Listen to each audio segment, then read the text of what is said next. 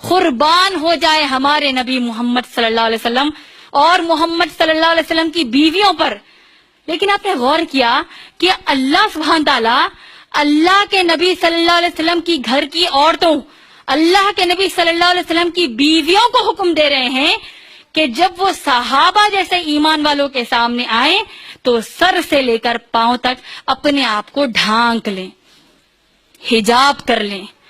اور حجاب کی اہمیت اس سے بھی بڑھ کر اس بات سے لگایا جا سکتا ہے کہ اللہ سبحانہ تعالیٰ نے صحابیات رضی اللہ تعالیٰ عنہم کو حکم دیا کہ اگر وہ محمد رسول اللہ صلی اللہ علیہ وسلم کے سامنے آئیں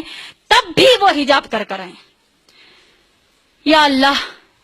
ہم پر اب کوئی گنجائش بھی بچی ہے ہمارے پاس ایسے گندگی اور بے شرمی کے جملے ادا کرنے کے کہ میری نیت تو صاف ہے، مجھے حجاب کرنے کی ضرورت نہیں، یا میرے میل فرینڈز جو ہوتے ہیں یا پھر میرے کزنز، میرے دیور، میرے جیٹھ، یہ لوگ ماشاءاللہ میرے سے بہت اچھے رہتے ہیں، ان کی نیت بری نہیں ہے. کوئی گنجائش بھی ہے ہمارے پاس اب ایسے بے شرمی کے جملے کہنے کی کہ میری نیت تو صاف ہے، میرا دل برا نہیں ہے تو مجھے حجاب کرنے کی ضرورت نہیں، یا میرے کزنز، میرے دیور، میرے جیٹھ میرے بھائیوں کی طرح ہے اسی لیے ان کے سامنے مجھے حجاب کرنے کی ضرورت نہیں؟ کیا ہم کہہ سکتے ہیں ایسے جملے؟ اللہ کی لعنت ہو ایسی مسلمان بے حجاب مسلمان عورتوں پر کہ ان کو حجاب کے حکم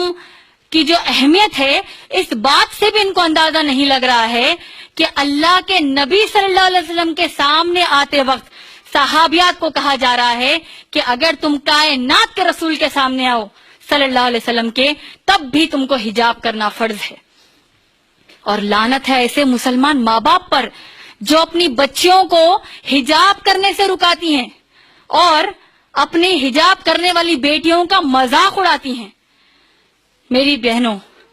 بھولے سے اپنا برقع نہیں اتارنا، حجاب نہیں چھوڑنا، کیونکہ ذرا سوچئے کہ اگر آپ میں سے کوئی، ہم میں سے کوئی اللہ کے نبی صلی اللہ علیہ وسلم کے زمانے میں ہوتی تو کیا آپ بے حجاب ہو کر اللہ کے نبی صلی اللہ علیہ وسلم کے سامنے آنے کی جرت کرتی؟